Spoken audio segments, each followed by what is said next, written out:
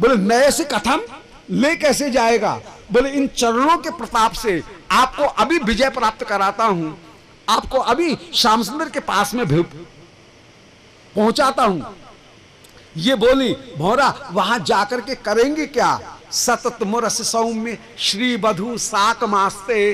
बोले अरे उसके पास में कोई ना कोई प्रिया तो होगी, वो निगौड़ी लक्ष्मी तो वक्षस्थल पर है ही, एकांत में वो ही प्रिया का रूप धारण करके उसके चरणों की सेवा करती हुई विराजमान होगी।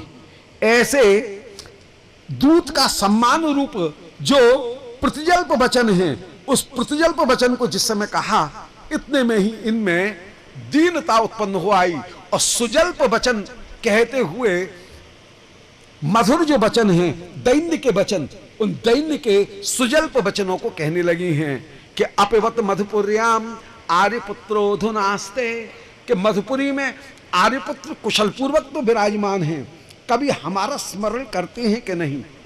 हाय प्यारे ने दूत भेजा और मैं फिर से टेढ़े वचन कहने लगी, सो प्रार्थना के वचन कहने लगी दीनता के, कि आर्यपुत्र मथुरा में कुशल तो हैं।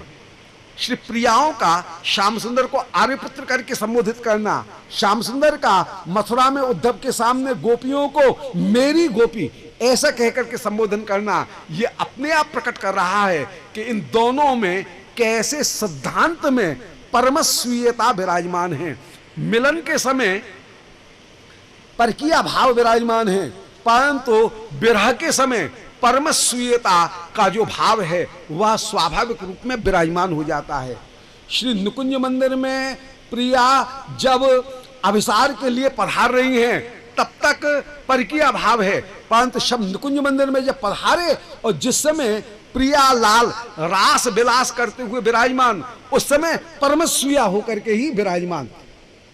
निकुंज के द्वार तक परकीय भाव, परंतु जब मिलन हो रहा है उस समय परमस्वीया होकर के ही विराजमान। और उस समय जितनी भी सखीगण, जितनी भी मंजरीगण, वो परम प्रिय होकर के ही ये विराजमान। इस प्रकार युगल को परम प्राण धन, उन युगल को ही अपनी प्राण धन श्री सखी को समर्पित करती हुई विराजमान है। परकीय भाव रस का उत्कर्ष करने के लिए है, स्वरूपतः ये परम परम रस प्राप्त करते हुए ही सर्वदा सर्वदा विराजमान। प्रकट लीला में भी और अप्रकट लीला में भी दोनों जगह ये परकीय भाव रस का उत्कर्ष करते हुए विराजमान। परंतु जब मिलन प्राप्त है उस समय एक प्राण दो देह होकर के, स्वरूपतः एक होकर के, न परकीया हैं न स्वकीया हैं, बल्कि परमस्वीया होकर के ही मिलन के समय में ये सर्वदा सर्वदा विराजमान, इस बात को प्रकट किया है। श्री उद्धव जी बड़ी भारी ज्ञान की पोथरी लेकर के आए, परंतु आई जो लहर भक्ति की, प्रेम की, उसमें ज्ञान की पोथरी न जाने कहां बह गई है। श्री उद्धव जी मन में विचार कर रहे हैं, ये बड़ा सुंदर अवसर है। इस समय इनको बहिर्ज्ञान है, पूछ रही हैं कि हाय प्यारे कब मेरे माथे के ऊपर अगुर से भीगी हुई भुजा स्थापित करेंगे। इस समय इनको बहिर्ज्ञान है। इस समय पत्रिका सुना दूं, सो जो पत्रिका श्री उद्धव श्री किशोर जी को सुनाते हुए बोले, पत्रिका खोली है और जो सुना रहे हैं उस पत्रिका में ये लिखा हुआ था, श्री श्याम सुंदर पत्रिका के माध्यम से प्रियाओं के श्री चरणारविंद में वंदना कर रहे हैं। श्री श्याम सुंदर की जो पत्रिका है, इस पत्रिका के 3 तरह के अर्थ हैं। प्रकट रूप में श्री श्याम सुंदर मोहिनी ग्रंथ की मोहिनी रूपता में मानो ज्ञानोपदेश प्रदान कर रहे हैं प्रकट रूप में, परंतु अप्रकट रूप में, तात्पर्य रूप में यह दिखा रहे हैं कि श्री कृष्णचंद्र स्वयं यदि ज्ञान का उपदेश किसी प्रेमी को करें तो भक्त को वह कृष्ण के द्वारा दिया गया ज्ञानोपदेश भी स्वीकार्य नहीं। भक्तों की महिमा ऐसी, श्री राधा रानी की महिमा ऐसी कि यदि कृष्णचंद्र स्वयं भी ज्ञानोपदेश करें तब भी गोपीगण और श्री किशोरी जी उस ज्ञान के उपदेश को स्वीकार नहीं करती हैं। ये दूसरा अर्थ।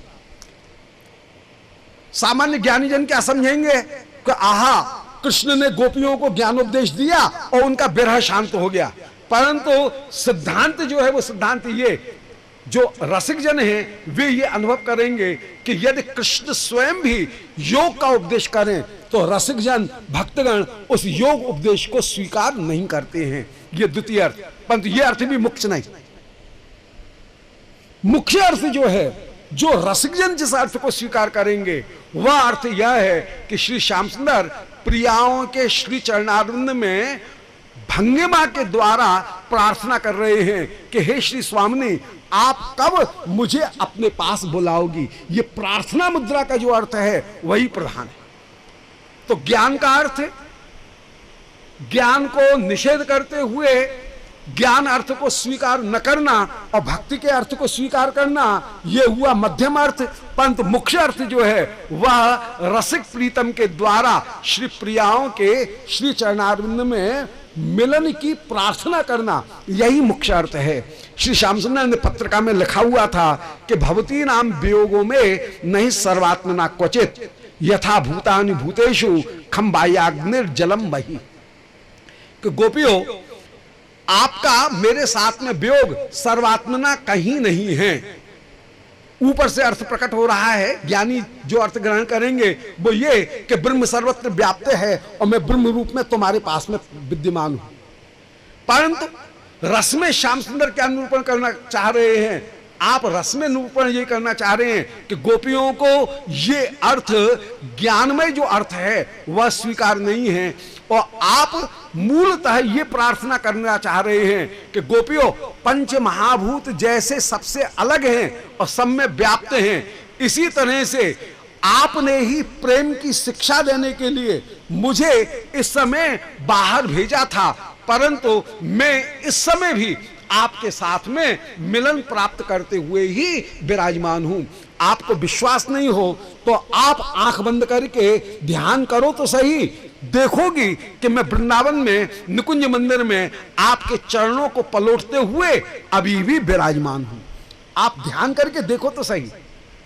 तो जैसे पंच महाभूत सबसे अलग हैं परंतु सब में व्याप्त भी हैं, ऐसे एक अंश में प्रकट लीला में मैं आपसे अलग हूं। आप प्रेम की शिक्षा देने के लिए मुझे अलग भेजे हुए हो, परंतु इस समय भी मैं आपके चरणों की सेवा करते हुए आपके पास अनुकूल नायक होकर के ही आपकी सेवा करते हुए विराजमान हूं। गोपियों, आत्मन्येव आत्मनात्मानम सृजे हन्मे अनुपाले। मैं अपने भक्तगणों का कभी उनको मिलन दे करके उनका पालन करता हूं, कभी विरह दे करके उनको हन्मी, उनको पीड़ा प्रदान करता हूं, परंतु मैं विरह जो प्रदान करना वह भी उनके प्रेम को बढ़ाना है। यह श्याम सुंदर का हृदय का तात्पर्य था। ऊपर से दिखाने में ज्ञान में अर्थ प्रकट हो रहा है कि श्री श्याम सुंदर कह रहे हैं मैं ब्रह्म हूं, मैं अपने शक्ति के द्वारा सृष्टि करता हूं, पालन करता हूं, संहार करता हूं, परंतु ये मुख्य अर्थ नहीं है।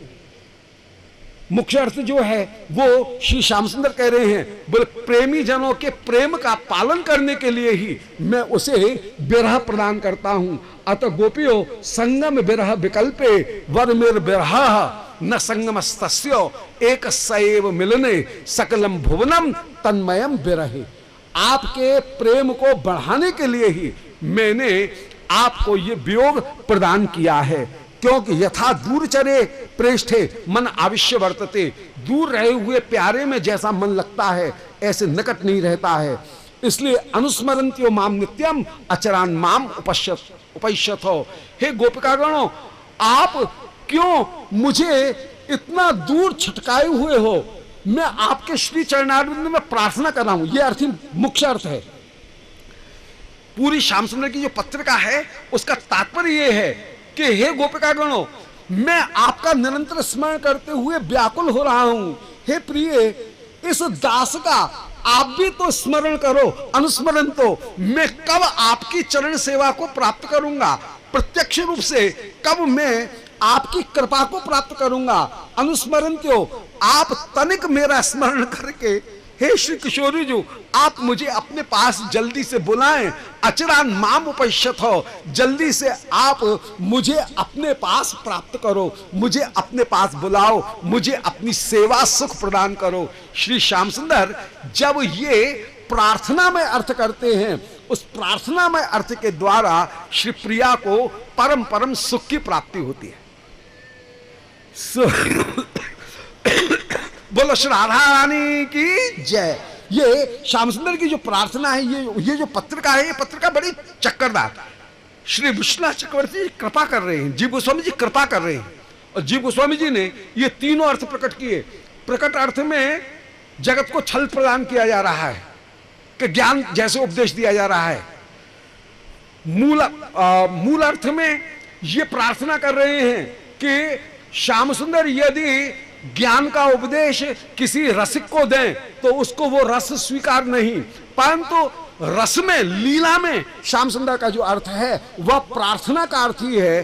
प्रार्थना मुद्रा में श्याम सुंदर कह रहे हैं कि हे गोपियों, कब आप अचरान माम उपश्यत हो, मैं तरस रहा हूं, आपका स्मरण कर रहा हूं। अचरान माम उपश्यत हो, मुझे अपने पास बुलाओ, आप कृपा करोगी तब मैं आपकी सेवा को प्राप्त करूंगा। और प्यारे के मुख से ऐसे प्रार्थना में वचन जब सुनते हैं तब जाकर के बिरहणियों का बिरहताप दूर होता है।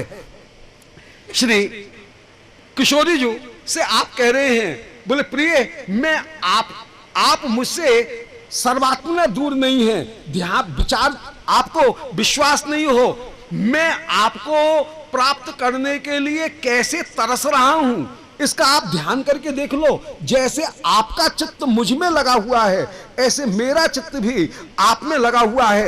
यदि आपको इस पर विश्वास नहीं हो, आप नेत्र बंद करके विचार करो, पता लग जाएगा कि मैं आपको कैसे चाह रहा हूं। और श्री किशोरी जी उसी समय समाधि में विराजमान हुई, पद्मासन लगा करके विराजमान हुई हैं। श्री किशोरी जी ने अपने पद्म नेत्र कमलों को जो बंद किया, नेत्र कमलों को जो बंद किया, और जहां पलक झुकाए सोई ध्यान कर रही हैं। अरे प्यारे तो हमारे साथ में निकुंज मंदिर में रास करते हुए विराजमान हैं। श्री किशोरी जी नेत्र ही नहीं खोल रही हैं, उद्धव जी चरणों में गिर रहे हैं, बोले हे स्वामिनी नेत्र खोलें, नेत्र खोलें।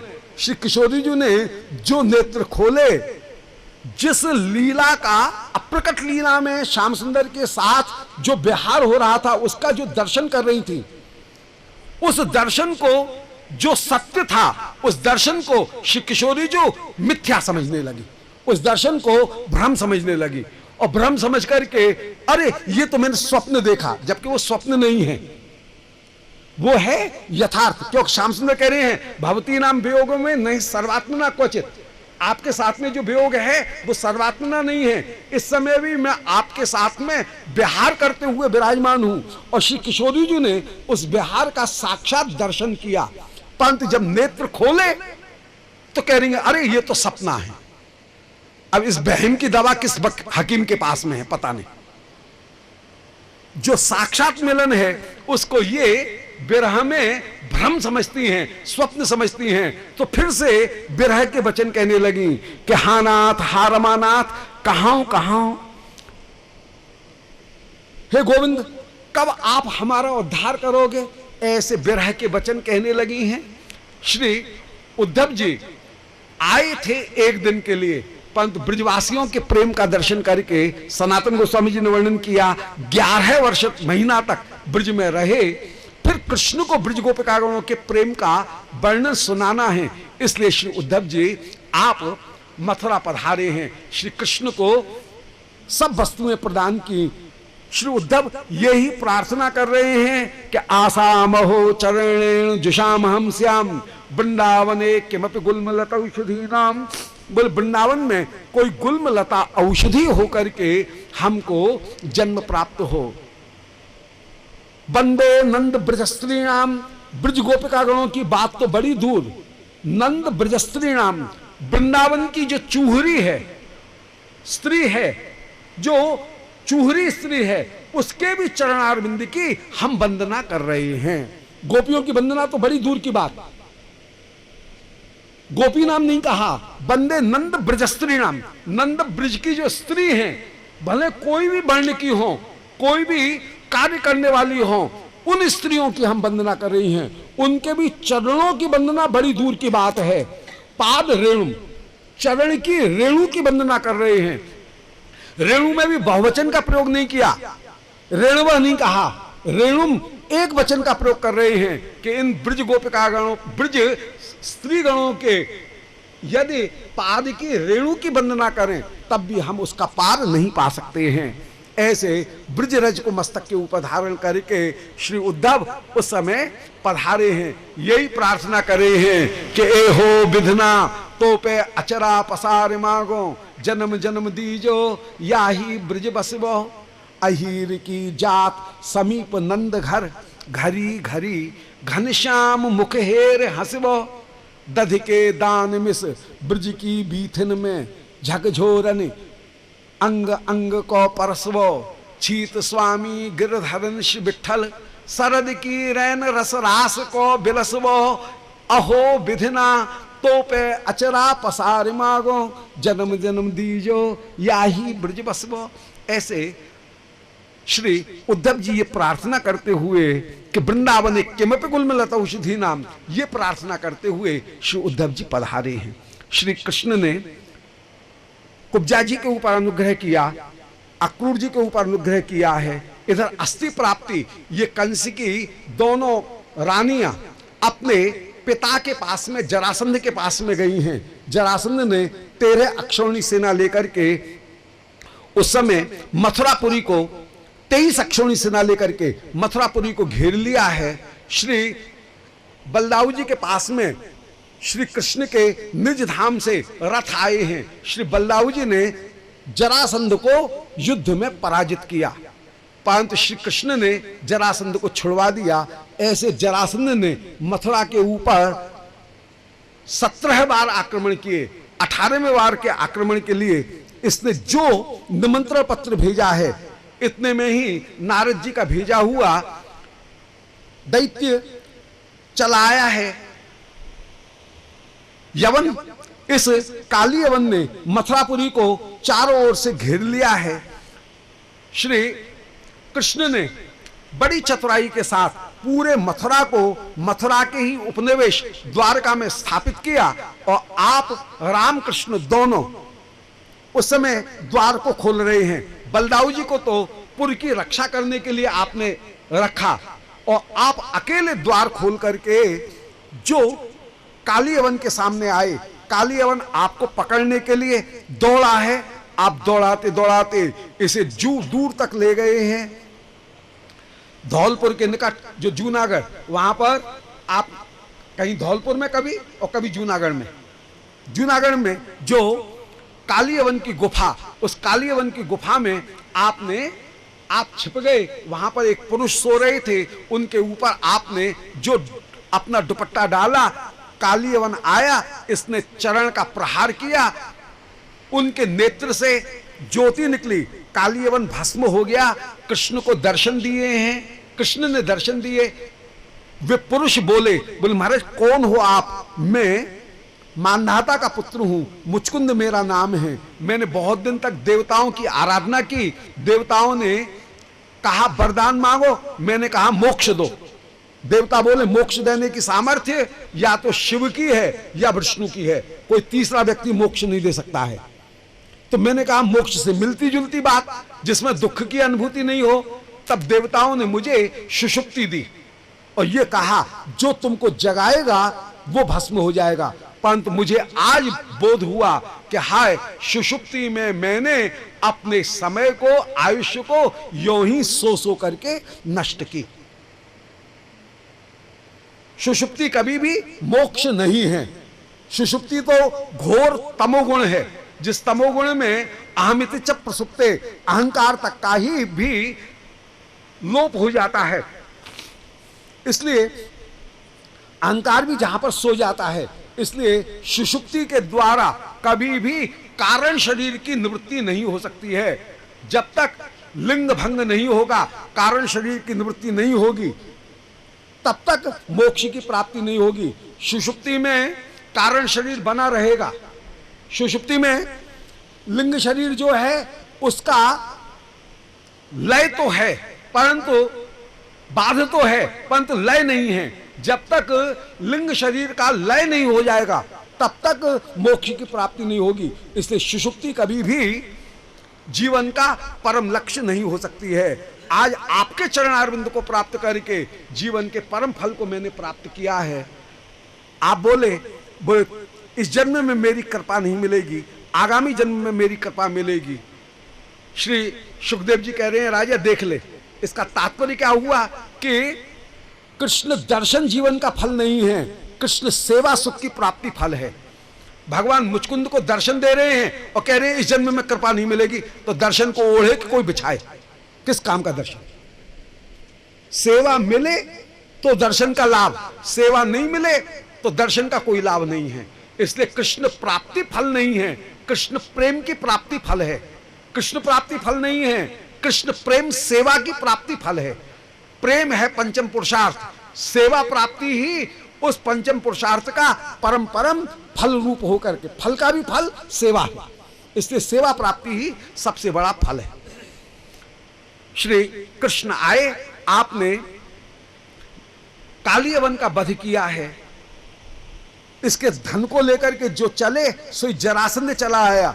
आपने मन में विचार किया कि सदा जीतते हैं, एक बार हारे तो सही, जो हारे सो ही आप रण छोड़ करके भागे, आपका नाम रणछोड़ होकर के प्रसिद्ध हुआ है। मथुरा आपने सामने से जरासंध को आते हुए देखा, आप दौड़ करके द्वारका में जाकर के अवस्थित हुए हैं। बोलो रणछोड़ भगवान की जय। श्री द्वारका में पहुंच करके बलदाऊ जी का विवाह कुकुदमी जो हैं उनकी कन्या रेवती के साथ में हुआ है, उस चरित्र का वर्णन कराए हैं। हमारे गोविंद का भी विवाह श्री रुक्मणी जी के साथ में हुआ। आपने कन्या का हरण किया राक्षस विधि से। श्री सुखदेव जी कह रहे हैं, बोले इस चरित्र को हम तुम्हारे सामने वर्णन करें। भीष्मक नाम राजा के 5 पुत्र हुए, सबसे छोटी कन्या रुक्मणी हुई है। रुक्मणी जी ने नारद जी के द्वारा कृष्ण के गुणानुवाद को सुना, निर्णय किया है कि मैं कृष्ण के साथ में ही विवाह करूंगी। परंतु रुक्मी जिद पड़ गया, बोले वाह, मैं अपनी बहन का विवाह चंदेली के राजा शिशुपाल के साथ में करूंगा। बड़े बेटा की बात नहीं माने तो काम नहीं चले। भीष्मक राजा ने रुक्मणी जी का विवाह कृष्ण से हटा करके जब शिशुपाल के साथ में स्थित निश्चित कर दिया है। रुक्मणी जी को बड़ा दुख हुआ। इन्होंने एक पत्रिका लिखी। इनके यहाँ पर सुनंद नाम करके एक ब्राह्मण आते थे, उनको पत्रिका दी है। ब्राह्मण ने पत्रिका ली, लठिया टेकट टेकट चले कि चल पाड़े तो द्वारका जानो। द्वारका में पहुंचे हैं, श्री कृष्ण को पत्रिका दी। उस पत्रिका में ये लिखा हुआ था कि शुत्वा गुणान भुवन सुंदर शृण्वताम ते निर्विश्य कर्ण विवरई हर्तोंगतापम रूपम दृशाम दृश्यमताम अखिलार्थ लाभम तो यच्युता विशत चित्र मपत्रपम में। बोले हे भुवन सुंदर, जब से आपके गुणों को सुना है मेरा ये निर्लज्ज मन आप में ही आसक्त हो गया है। मरे कौन कन्या आपके साथ में विवाह करना नहीं चाहेगी? प्रभु परसों मेरा विवाह होने वाला है। विवाह के पहले दिन कन्या देवी के मंदिर में जाती है, उस समय आप मेरा हरण करें। इस जन्म में आपकी कृपा नहीं मिली तो मैं व्रत करके अपने देह का त्याग कर दूंगी। जय यहां मसून व्रतकृतान शतजन्म भी स्यात्, 100 जन्मों में तो कभी न कभी आपकी कृपा हमको प्राप्त होगी। ऐसे जब वचन कहे हैं श्री कृष्ण बोले रुक्मणी में जैसे रुक्मणी का मुझ में चित्त, ऐसे मेरा भी रुक्मणी में चित्त लग रहा है। आनंद पूर्वक श्री कृष्ण ब्राह्मण के साथ तुरंत रथ के ऊपर विराजमान हुए हैं। दौड़ा दौड़ जो आप एक रात्रि में आनर्त देश से विदर्भ देश में पधारे हैं। इधर बलदाऊ जी को पता लगा, भैया के स्नेह के कारण बलदाऊ जी बड़ी भारी सेना लेकर के पीछे पीछे चले हैं। श्री भीष्मक राजा ने जब ये जाना कि बलदाऊ जी पधारे हैं, कृष्ण पधारे हैं, उस समय परम आदर पूर्वक श्री कृष्ण को अलग जन्माशा प्रदान किया है। सुखपूर्वक श्री कृष्ण का पूजन करने के लिए विराजमान हुए हैं। इधर श्री भीष्मक राजा मन ही मन में आनंदित हो रहे हैं। भीष्मक राजा ने कृष्ण का पूजन किया। श्री कृष्ण ने ब्राह्मण को जिस समय रुक्मणी जी के पास में भेजा, रुक्मणी जी तो प्रतीक्षा देख रही थी। इनमें सुंदर जो शकुन जो हैं वो रुक्मणी जी के हो रहे हैं, बाम भुजा बाम नयन जिस समय फड़क रहे हैं। ब्राह्मण को आता हुआ देखा, ब्राह्मण अपूर्व आनंदित होकर के बोले बेटी फतेह फतेह है, कृष्ण भी आए हैं, बलदाऊ जी भी आए हैं, सेना भी लेकर के आए हैं, और उन्होंने ये कहा है कि हम कन्या को अवश्य ले जाएंगे। रुक्मणी जी ने तो ब्राह्मण के चरण पकड़ लिए और बोले ब्राह्मण देवता, जो कृष्ण मिलाए उसको क्या दिया जाए, मैं तो सदा तुम्हारी ऋणी होकर के विराजमान हुई हूं। ब्राह्मण को बहुत सारी दक्षिणा प्रदान की है। इधर श्री रुक्मणी जी जो देवी के मंदिर में दूसरे दिन पूजा करने के लिए चली, अब देवी के मंदिर से लेकर के रुक्मणी के महल तक उस समय चतुरंगणी सेना खड़ी कर दी गई है। ये कह दिया गया कि है कोई काला चोर, इसलिए कोई भी रुक्मणी के पीछे आए उसका सिर काट लो, ये पहले से ही आदेश प्रदान कर दिया गया है। श्री रुक्मणी जी मंद मंथर गति से देवी के मंदिर में गई हैं, वहां पर देवी की पूजा कर रही हैं और ये प्रार्थना कर रही हैं कि नमस्ते स्वाम्बिके भीक्षणम स्वसत्तान युताम शिवाम भूयात पतिर्मे भगवान कृष्णस्तदनुमोदिताम। बोले हे शिवा, मैं आपको प्रणाम कर रही हूं, श्री कृष्ण मेरे पति हो, इस बात का आप अनुमोदन करें। कृष्ण कृपा तो कृष्णाधीन है, परंतु बड़े अनुमोदन कर सकते हैं, इसलिए आप इस बात का अनुमोदन करें। श्री रुक्मणी जी देवी की पूजा करके जो लौट करके आई, देवी के मंदिर के द्वार के ऊपर खड़े होकर के रुक्मणी जी ने जो अलकावली ऊंची की है, आटान पाटान सेना देखी, घबरा गई। बोले यहां कृष्ण कहां होंगे, आप कहां थे?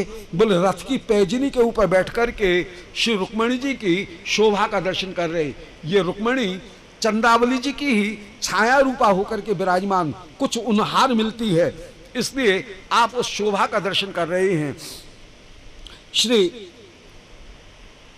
कृष्ण ने रुक्मणी जी से पूछा, बोले अब कितनी देर है? रुक्मणी जी ने संकेत में ही कहा, बोले हमारे महल तो निकट आए जा रहे हैं और आप पूछ रहे हो कितनी देर है। आप दारुक से बोले दारुक रथ आगे बढ़ाओ। दारुक बोले हमारे बड़ा सुंदर मौका था, हम चूक गए। जब रुक्मणी जी ने अपने अलकावली को ऊंचा किया था, घूंघट को ऊंचा किया था, उस समय सारी सेना मूर्छित हो गई थी। उस समय कन्या का हरण बड़ी सरलता से होता, अब तो सेना जग गई है। आप बोले कोई हम कन्या का हरण करने थोड़ी आए हैं, हम तो जीत करके ले जाएंगे। श्री कृष्ण का रथ जो पहुंचा, किसी ने ये जाना काशीराज का रथ है, किसी ने ये जाना शिशुपाल का रथ है, किसी ने जाना दंतवक्र का है, किसी ने जाना जरासंध का, कोई भी पहचान नहीं सका। श्री कृष्ण का रथ रुक्मणी जी के पास में आकर के जो रुका, श्री रुक्मणी जी राजा की बेटी तो है ही, कृष्ण के श्रीहस्त को ग्रहण किया है, पट रथ के ऊपर चढ़ गई हैं। बोलो श्री रुक्मणी वल्लभ भगवान की जय। रुक्मणी जी का आपने देखते देखते हरण कर लिया। श्री रुक्मणी जी सब सहेलियों से बोली कि लो जीजियो राम राम, हम तो चले। ऐसे रुक्मणी जी कृष्ण के साथ में रथ के ऊपर विराजमान होकर के वो जाए वो जाए वो जाए। श्री बलदाऊ जी बोले कन्या को चुरा करके नहीं ले जा रहे हैं, कन्या स्वेच्छा से श्री कृष्ण के रथ के ऊपर विराजमान हुई है, वह कृष्ण की युद्ध में भी मार्ग में भी सहायता करती हुई चल रही है, हम जीत करके कन्या को ले जाएंगे। बलदाऊ जी ने जितने भी दुष्ट राजा उनकी संयुक्त सेना को पराजित किया है, सब राजा अंत में लौट गए।